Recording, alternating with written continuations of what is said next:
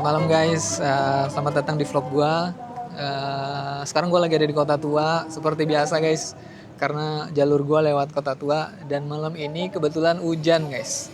Nah di vlog gua kali ini gua mau sharing buat teman-teman semua atau yang belum mulai atau yang mau mulai bawa skuter.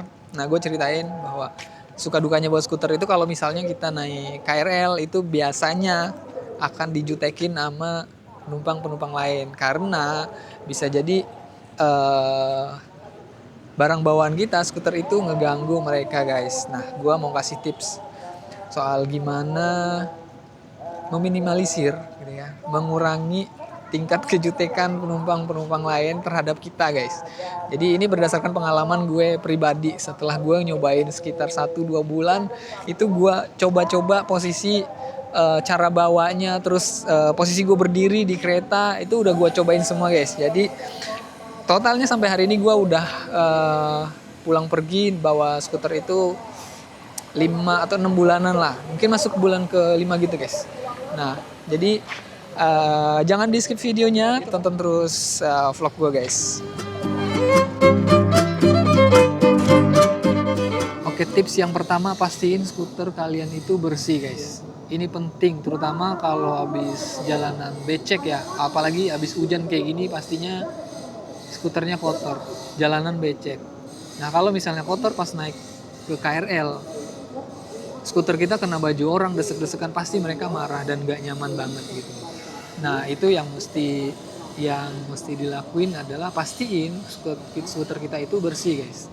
Jadi sebelum naik KRL luangkan waktu lah 5 menit lah buat periksa skuter kita, lap-lap sedikit. Gue setiap kali mau naik KRL pas mau naik KRL pasti gue lap dulu guys. Pasti gue lap dulu, gue spend waktu paling 1 sampai 5 menit itu gue lap-lap. Kalaupun pas gue datang KRL-nya udah jalan, udah ada nih, nah gue sabar buat nunggu kereta berikutnya aja gitu. Yang penting gue pastiin dulu skuter gue itu bersih sebelum masuk ke KRL dan desek-desekan.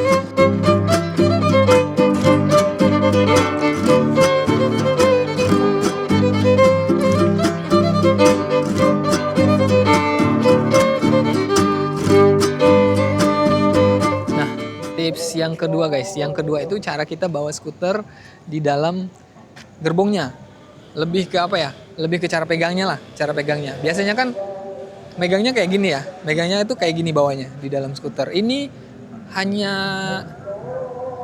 oke ya, hanya berlaku pas gerbong itu lagi kosong atau lagi nggak rame.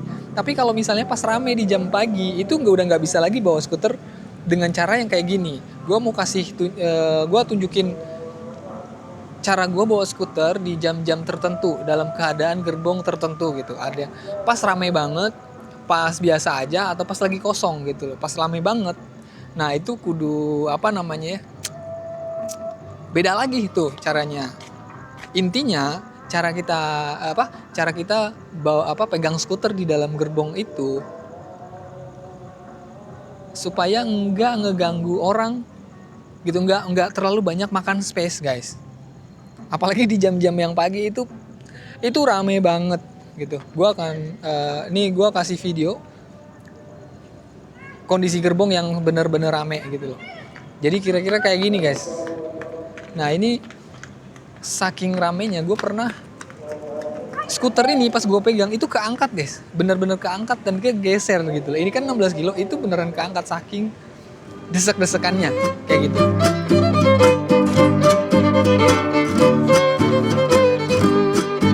Oke, gue tunjukin beberapa model gue bawa skuter ketika di dalam gerbong guys.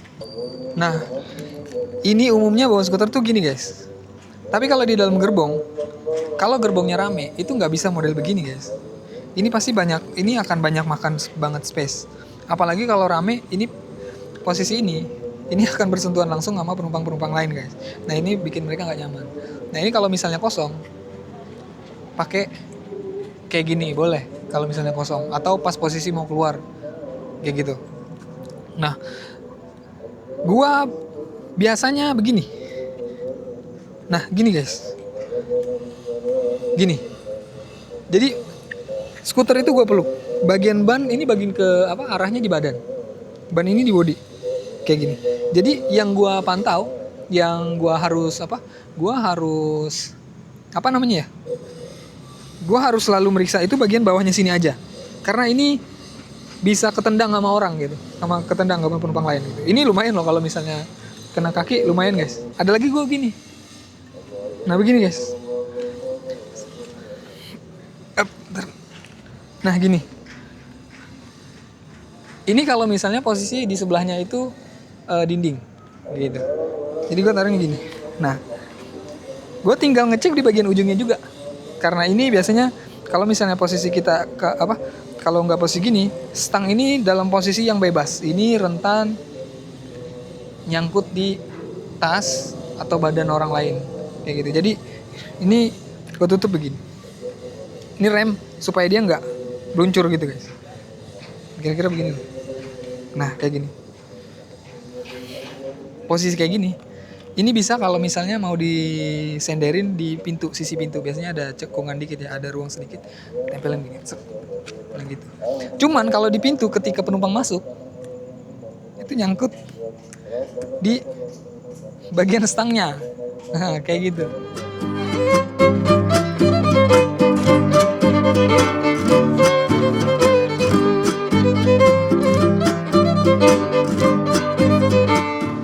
Oke. Masih ngos-ngosan guys.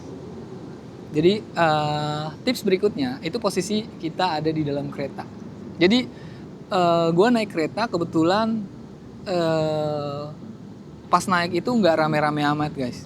Jadi gue masih bisa pilih di bagian mana di bagian mana gitu gue bisa berdiri gitu.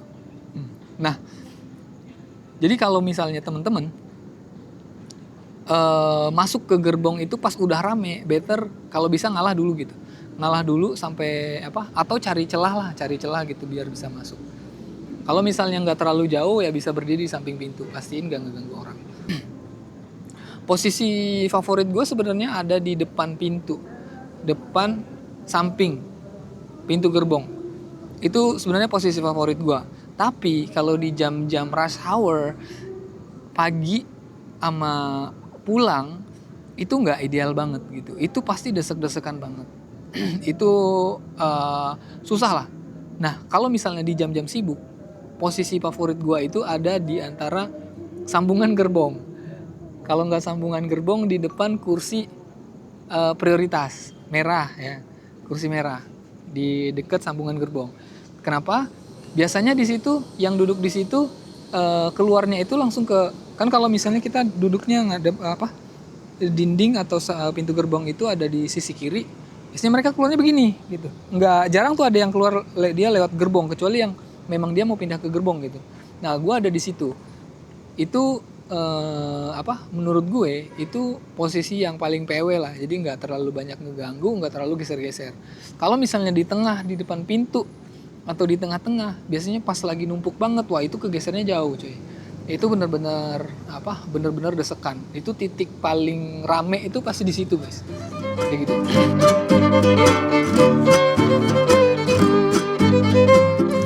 Oh iya, satu lagi, posisi pas mau turun. Kalau pas mau turun kereta gitu, kalau bisa sabar, jadi jangan langsung turun duluan gitu. Jadi biarin dulu penumpang yang lain turun. Nanti kalau pas udah mulai pas udah mulai berkurang baru tuh kita turun gitu. Oke, thank you guys. Jadi segitu dulu tips dari gua soal meminimalisir penumpang yang jutekin kita ketika kita bawa skuter.